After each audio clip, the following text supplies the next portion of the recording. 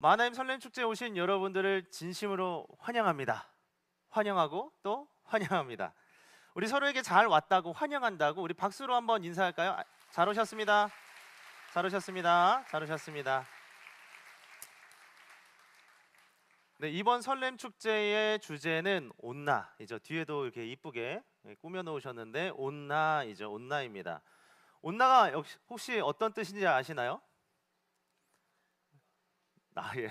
다양한 의미가 있는데 첫 번째는 이게 맞는지 모르겠는데 제가 부산 사람이 아니어서 이제 부산 사투리로 이렇게 온나 이거 맞죠? 아까 한참 연습하다 왔는데 잘 안 되네요. 이거 온나 환영합니다 이런 거잖아요. 설렘 축제 한 여러분들 모두 이게 환영한다라는 이 인사의 의미가 첫 번째로 있을 거고, 두 번째는 이 따뜻할 온에 뭐 나 해가지고 여기 오신 모든 분들이 따뜻한 이 사랑의 온기를 느꼈으면 하는 바람에서 온나 따뜻한 나 이렇게 의미를 한번 부여해 보았습니다. 어떻게 주제가 마음에 드시나요? 네. 네, 여기에 더해서 세 번째 의미가 중요할 텐데요. 온전한 나를 찾아서의 온나입니다. 온전한 나를 찾아서.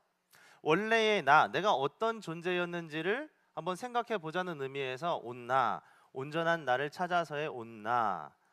여러분 모두 귀한 시간 내셔서 이 자리에 오셨을 텐데요. 바라기는 짧은 시간이지만 이 자리를 통해서 내가 어떤 존재인지를 깨닫고 인생의 목적과 의미를 다시 한번 생각해보는 시간 되기를 바랍니다.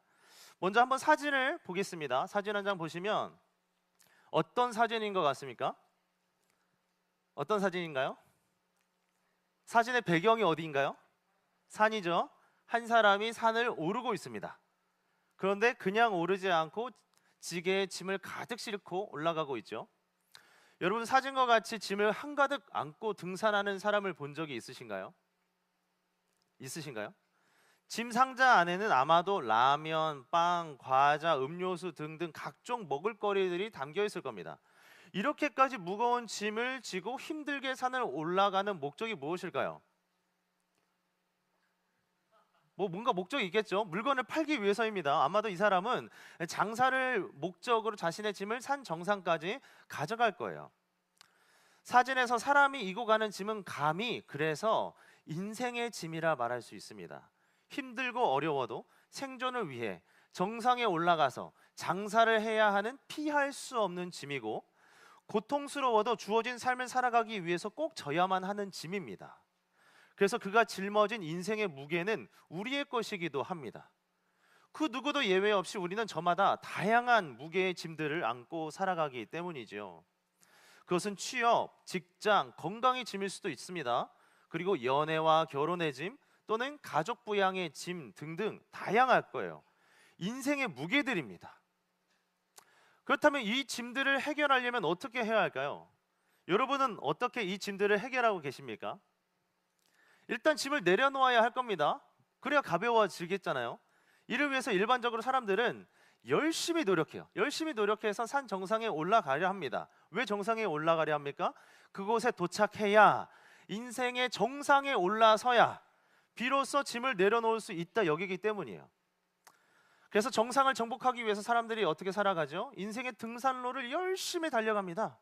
다른 이들과 경쟁하면서 앞서거니 뒤서거니 하면서 올라가죠.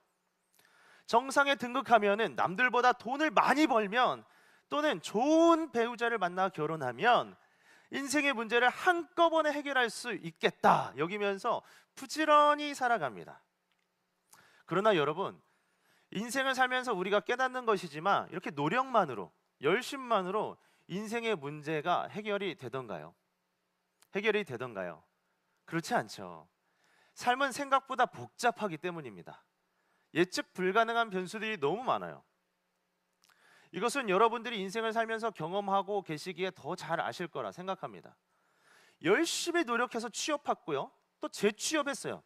근데 이제는 결혼의 짐이 나를 힘들게 하죠.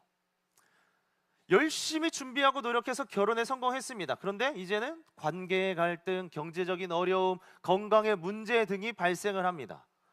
인생의 변수들이 계속 생겨난다는 것이죠. 그래서 많은 사람들이 인생의 산길에서 이런저런 이유 때문에 미끄러지고 넘어지고는 합니다. 나 자신의 연약함 때문에, 인간이 가진 한계 때문에 실패를 경험하는 거죠. 또는 믿었던 친구나 가족에게 배신당해서 마음에 커다란 상처를 입기도 합니다. 그 과정에서 몸은 몸대로 망가지고 내가 과연 무엇을 위해 사는지, 인생의 목적과 의미를 잃은 채 살아가게 되는 거죠. 여러분, 혹시 이것이 저와 여러분의 모습은 아닌가요? 이것이 저와 여러분의 모습은 아닌가요? 나 자신에게 실망하고 사람 때문에 좌절하고 반복된 실패 속에 지칠 대로 지친 그 모습, 인생의 갈림길에서 어찌할 바 모르고 헤매고 있는 모습, 이것이 저와 여러분의 모습은 아닙니까? 그렇다면 여러분, 한 번 사는 인생인데 어떻게 해야 온전한 나로 의미 있게 살 수 있겠습니까? 인생의 이 무거운 짐들을 어떻게 처리할 수가 있을까요? 질문에 대해서 우리가 성경을 통해 한번 답을 찾아보려고 합니다. 성경은 나의 노력만으로 해결되지 않는 이 인생의 문제들에 대해 다음과 같은 해결책을 제시를 해요. 한번 보여주실까요? 이렇게 제시를 합니다. 수고하고 무거운 짐진 자들아 다 내게로 오라. 그러면 내가 너희를 쉬게 하리라. 이것은 예수님이 하신 말씀이에요. 그러니 누구에게 짐을 지금 맡기라고 말씀하고 있습니까? 예수님이 자기 자신에게 짐을 맡기라고 말씀하는 거죠. 예수님이 자기 자신에게 그 모든 무거운 짐들을 가지고 오라 말씀하고 있는 거예요. 예수님께서 대신 짊어지시겠다는 거죠. 여기서 예수님이 말한 짐은 한두 가지 종류만을 말하지 않습니다. 모든 종류의 짐을 말하는 거예요. 여기는 우리의 과거, 현재, 미래도 포함합니다. 과거의 실패, 현재의 고민과 눈물, 그 미래의 계획과 소원까지도 포함하고 있다는 것이에요. 여러분, 물론 일반적으로 보면은 어떤 사람이 되었건 누군가 나를 대신해서 인생의 문제를 해결해 주겠다 이렇게 나설 수 있습니다. 그 대상이 친한 친구 또는 선배가 될 수 있고요, 가족이나 부모님이 될 수도 있어요. 그러나 한번 생각해 보십시오. 사람들이 나의 경제적 문제에 도움을 줄 수 있습니다. 그러나 나의 인생을 대신 살아줄 수는 없어요. 유명한 의사들이 나의 정신적, 육체적 질병을 치료해 줄 수는 있습니다. 그러나 그것은 일시적일 뿐입니다. 인간의 죽음을 막을 수는 없어요. 누군가의 도움을 받는 것, 누가 나의 짐을 대신 져주는 것에는 한계가 있다는 것이죠. 그러나 여러분, 예수님은 다릅니다. 예수님이 짐을 대신 지겠다는 것은 일회성이 아니에요. 영원한 것입니다. 그리고 세상의 사람들과는 달리 한계가 없으세요. 무한대예요. 어떻게 예수님께 이것이 가능할까요? 예수님은 하나님이시기 때문입니다. 완전한 인간으로 이 땅에 오신 예수님은 또한 완전한 하나님이시기도 합니다. 완전한 신적인 존재이죠. 그러기에 예수님에게 불가능이라는 없어요. 모든 것을 알고 모든 것을 할 수 있는 분입니다.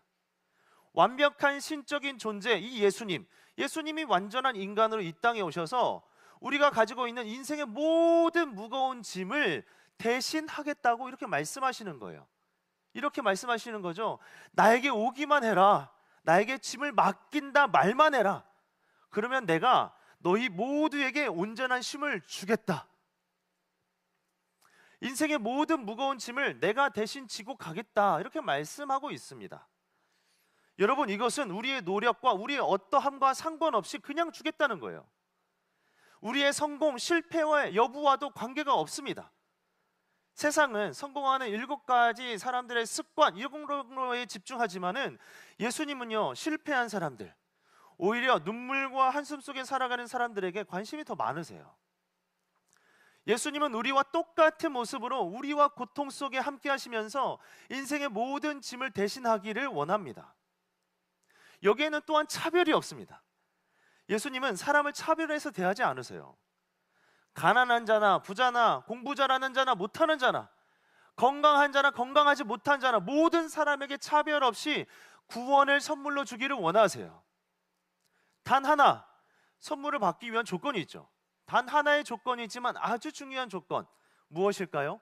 바로 믿음입니다. 믿음이에요. 예수님을 믿는 믿음이 필요합니다.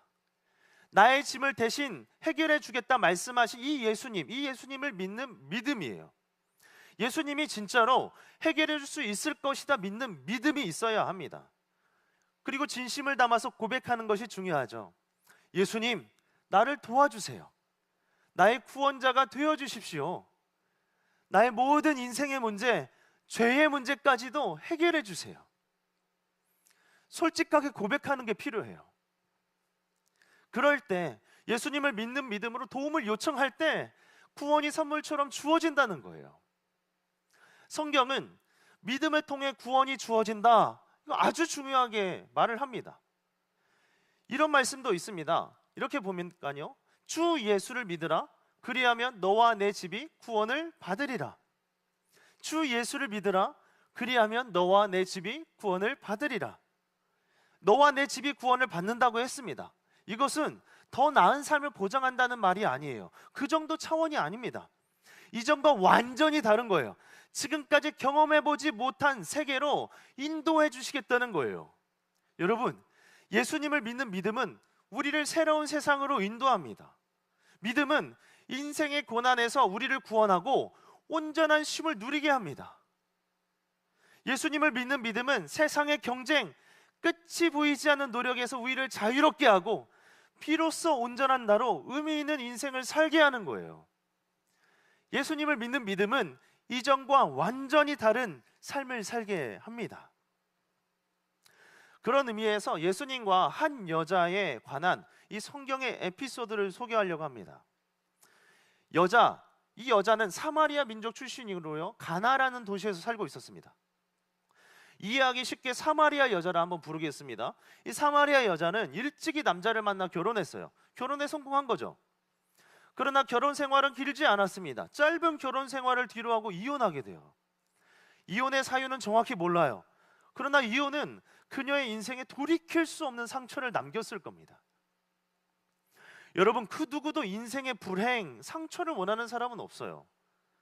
그녀도 보통의 사람들처럼 행복한 결혼 생활을 꿈꿨을 것입니다. 그리고 행복한 가정을 위해 나름 노력도 했을 거예요. 그러다 결과적으로 실패했죠. 이혼의 상처가 아물기 전에 그녀에게 두 번째 기회가 찾아옵니다. 두 번째 남자는 달라 보였어요. 나의 상처를 이해하고 받아줄 것만 같았습니다. 그래서 그녀는 다시 한번 용기 내어 두 번째 남자와 결혼해요. 그런데 결혼한 지 얼마 지나지 않아서 다시 한번 이별의 아픔을 겪게 됩니다. 불행의 연속이죠. 인생이 내 맘대로 풀리지 않습니다. 근데 여기서 끝이 아니에요. 이 사마리아 여자는 그 세 번째 남자를 만납니다. 그를 통해서 인생의 불행을 극복하고자 해요. 그러나 역시 뜻대로 안 됩니다. 또 실패합니다. 이어서 네 번째 남자, 다섯 번째 남자에 이르기까지 계속된 실패를 이어가요. 실패하는 인생. 그리고 그녀가 예수님을 만났을 때 이미 그녀는 여섯 번째 남자를 만나 살고 있었던 거예요. 여러분, 여섯 번째 남자에서 그녀의 불행이 끝이 났겠습니까? 그녀의 불행이 끝이 났을까요? 드디어 불행 끝, 행복 시작, 이렇게 됐을까요? 아니에요. 여섯 번째 남자와의 관계 또한 만족스럽지 않았습니다. 언제 끝날지 모르는 불안한 관계가 계속되는 거예요. 여기까지만 보면은 여러분, 사마리아 여자가 참 안타깝다라는 생각이 들지 않으십니까? 사람을 통해서 인생의 행복을 추구하려는 그녀의 모습, 그 누가 그녀에게 뭐라고 할 수 있겠어요? 그러나 우리 모두 알지 않습니까? 사람의 한계가 있어요. 사람이 사람의 필요를 채워줄 수 없습니다. 사마리아 여자는 이런 사실을 몰랐던 거예요. 그러니 어떻게든 사람을 통해서 위로받고 잃어버린 행복을 찾으려고 했던 것이에요. 그녀는 언제 끝날지 모르는 이 시한부 행복 속에서 불안에 떨며 살아가고 있던 겁니다. 그때 그런 불안 속에 살아가던 그녀에게 예수님이 찾아오셨습니다. 사마리아 여자에게 예수님이 찾아오세요. 반복된 실패 속에 지쳐있는 인생에게, 벼랑 끝에 내몰린 인생에게 예수님이 먼저 찾아오셨고 만나 주셨어요. 이것은 사마리아 여자에게 처음 있는 일이었습니다. 항상 그녀가 먼저 누군가를 찾았지 누군가가 먼저 그녀에게 찾아온 것은 처음 있는 일이었던 거예요. 사람들은 그녀를 판단하고 정죄하기에 바빴지만 예수님은 그녀를 보자마자 있는 모습 그대로를 받아주셨습니다. 예수님은 사마리아 여자에게 먼저 찾아오셨고 상처로 눈물로 얼룩진 그녀의 인생 그대로를 받아주셨어요. 사랑하는 여러분, 우리가 예수님을 믿는다고 말할 때 이런 예수님을 믿는다는 거예요. 이런 예수님을 믿는 겁니다. 다른 누군가와 비교하지 않고 있는 모습 그대로 나를 받아주시는 그 예수님, 나의 인생의 모든 수고와 눈물을 알아주시고 먼저 손 내밀어 주시는 그 예수님, 나의 모든 죄의 문제까지도 고백하면 받아주시고 용서해 주시는 예수님, 인생의 죽음의 문제까지 해결하시고 영원한 생명의 길로 인도하시는 예수님, 우리가 예수님을 믿는다고 할 때는 이 예수님을 믿는 거예요. 여러분, 이런 예수님이라면 나의 문제를 한번 믿고 맡길만 하지 않겠습니까? 나의 인생을 한번, 여러분의 인생의 문제들을 한번 맡길만 하지 않겠습니까? 예수님을 만난 사마리아 여자는 어떻게 되었을까요? 어떻게 되었을까요? 여자는 예수님께 자신의 문제를 맡기기로 결심합니다. 이분이면 되겠다. 나의 문제를 믿고 맡길 수 있겠다는 확신이 생겨요. 그 결과 사마리아 여자는 예수님을 내 인생의 주인이요 이렇게 인정하고 고백하게 됩니다. 이후 그녀의 마음에는요, 고백하고 나니까 말할 수 없는 기쁨이 찾아와요. 예수님을 나의 주인으로, 예수님을 나의 마음에 받아들이니 그 이후에 말할 수 없는 기쁨이 그 가운데 가득하게 된 거예요.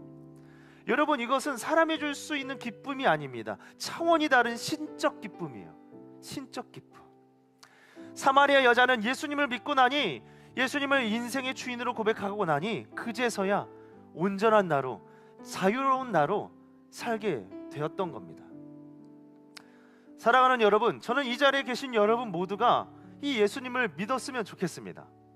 제가 만난 예수님, 여러분 중에 만났던 예수님, 그 예수님을 이 자리에 새롭게 오신 분들 또한 만났으면 좋겠습니다. 수고하고 무거운 짐진 자들아 다 내게로 오라 말씀하시는 이 예수님을 만났으면 좋겠습니다. 한번 만났으면 좋겠어요. 여러분, 인생의 문제를 혼자 끌어안고 있으면 너무 힘이 들어요. 믿을 만한 친구, 멘토 등을 의지할 수는 있겠지만, 나의 노력으로 어느 정도 그 문제를 극복할 수는 있겠지만, 앞서 보았듯 여기에는 분명한 한계가 존재합니다. 여러분, 나의 한계를 인정하고요, 예수님을 믿고 마음속에 받아들이시기를 바랍니다. 예수님을 나의 인생의 주인으로 고백하는 이 시간 되기를 바라요. 그럴 때, 예수님을 믿을 때, 예수님을 마음에 받아들일 때 구원을 선물로 받게 되고 진짜 나다운 나, 진짜 나다운 나로 이 세상을 살 수 있게 될 것입니다. 앞서 보았던 예수님의 말씀을 우리 같이 한번 읽어보면 좋겠습니다. 예수님 말씀인데요, 우리 같이 한번 읽어볼까요? 시작. 수고하고 무거운 짐진 자들아 다 내게로 오라. 그러면 내가 너희를 쉬게 하리라. 한 번 더 읽을까요? 시작. 수고하고 무거운 짐진 자들아 다 내게로 오라. 그러면 내가 너희를 쉬게 하리라. 이 시간에 여러분들을 예수님을 믿는 믿음으로 초청하고자 합니다. 말씀을 듣고, 오늘 이 말씀을 듣고 예수님을 믿고자 하는 마음이 조금이라도 생기셨다면, 말씀을 듣고 예수님께 나의 인생의 문제들을 한번 맡겨볼까 이런 생각이 들었다면, 이런 마음이 생기셨다면 그 자리에서 한번 일어나 주시면 감사하겠습니다. 여러분, 이것은 새로 오신 분들에게만 해당되는 것이 아닙니다. 기존에 있는 분도 해당하겠죠. 그러니 한번 일어나 주시면 감사하겠습니다. 함께 일어나 주시면 좋겠어요. 이분이면은 나의 인생의 문제를 맡길 수 있겠다, 이분이면은 내 인생의 주인으로 모실 수 있겠다, 이렇게 생각하시는 분들이 있다면, 그런 마음에 조금이라도 생각이 드신다면은 함께 일어나시면 좋겠습니다. 그리고 함께 우리 고백해 보면 좋을 건데요, 제가 먼저 이렇게 할 테니까요, 저를 따라서 고백해 주시면 감사하겠습니다. 한번 눈을 감아 주실까요? 눈을 감아 주시고요, 제가 고백할 때 그 고백 그대로 따라해 주시면 감사하겠습니다. 하나님 아버지, 지금까지 저는 제 자신을 믿고 살아온 죄인입니다. 저의 죄를 고백하오니 용서해 주시옵소서.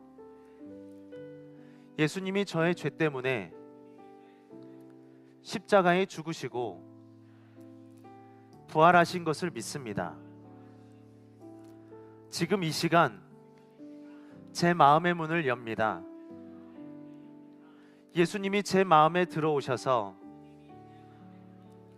저의 구원자와 삶의 주인이 되어 주옵소서.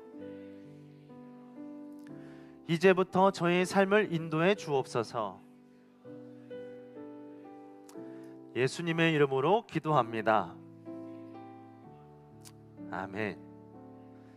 한번 자리에 앉아 주시겠습니까? 그대로 눈을 감아 주시고요. 제가 여러분들을 위해서 이제 대신 기도할게요. 기도하겠습니다. 하나님 감사합니다. 예수님을 나의 주인으로 고백합니다. 더불어 나의 모든 인생의 짐들을 예수님께 맡기기를 원합니다. 우리 모두에게 예수님을 믿는 믿음을 주옵소서. 세상과 사람을 의지하기보다 예수님을 의지하며 살도록 도와주옵소서. 예수님을 믿어 구원을 얻게 하시고 이전과 완전히 다른 삶을 살게 하여 주옵소서. 나에게 먼저 다가와 손 내밀고 계시는 그 예수님, 그 예수님의 이름으로 기도합니다. 아멘. 우리 하나님께 감사의 박수를 한번 드리면 좋겠습니다. 우리의 고백을 받아주십니다. 여러분들이 그 고백을 했던 것들 하나님이 다 들어주세요. 고백하기만 하면은 하나님께서 우리의 그 고백을 받아주시고 우리 여러분들의 마음 가운데 예수님이 주인이 되어 주실 겁니다. 우리 서로에게도 한번 격려의 박수를 하면 좋겠습니다. 잘하셨습니다. 축복합니다. 이 시간에 우리 그 감사의 마음을 담아서 우리 찬양하고 나아갈 텐데요. 이 시간에는 헌금하는 시간입니다. 예수님을 믿는 믿음으로 헌금하는 겁니다. 그 마음이 있으신 분들은 함께 헌금하며 나가면 좋겠습니다. 주님이 주신 기쁨은 곡식과 새 포도주가 풍성할 때보다 더합니다. 내가 평안히 눕고 자며 안전히 살게 하시는 이는 오직 여호와시로다. 주의 얼굴을 들어 우리에게 비추소서. 세상이 알 수 없는 평강과 기쁨으로 주의 얼굴을 들어 우리에게 비추소서. 내 평생 주만 섬기리. 주님이 주신 기쁨은 곡식과 새 포도주가 풍성할 때보다 더합니다. 내가 평안히 눕고 자며 안전히 살게 하시는 이는 오직 여호와시로다. 헌금을 위해서 제가 기도하겠습니다. 두 눈을 감아 주십시오. 하나님 감사합니다. 예수님을 믿는 믿음으로 하나님 앞에 감사하며 헌금을 올려드립니다. 하나님, 우리를 위한 것이 아니요 오직 하나님을 위한 헌금이오니 하나님의 교회와 하나님의 나라를 위해서 예수님을 아직 안 믿는 자들을 위해서 이 헌금을 사용하여 주시옵소서. 하나님, 헌금이 쓰여지는 곳마다 하나님 인생의 벼랑 끝에 몰려있던 인생들이 살 소망을 발견하게 도와주시고 이 헌금이 사용되는 곳곳마다 하나님 죽음을 생각했던 자들이 생명의 길로 예수께로 나오는 일들이 일어나게 하여 주옵소서. 하나님, 우리의 예배를 받아주신 줄 믿습니다. 하나님, 우리의 마음을 받아주시고 믿음으로 고백할 때 예수님이 우리 안에 계시다는 사실을 믿고 살아가는 우리 모두가 되게 하여 주옵소서. 감사합니다. 예수님의 이름으로 기도합니다. 아멘. 축도하겠습니다. 지금은 우리 주 예수 그리스도의 은혜와 하나님의 사랑과 성령의 인도하심이 오늘 예수를 나의 주인으로 구주로 고백하는 모든 사람들 머리 위에 주님께서 주인으로 함께하여 주시고 인도하여 주시고 붙들어 주시기를 소망하며 또 그렇게 결단하고 나아가는 사랑하는 주의 자녀들 머리 위에 지금부터 영원토록 함께 있을지어다. 아멘.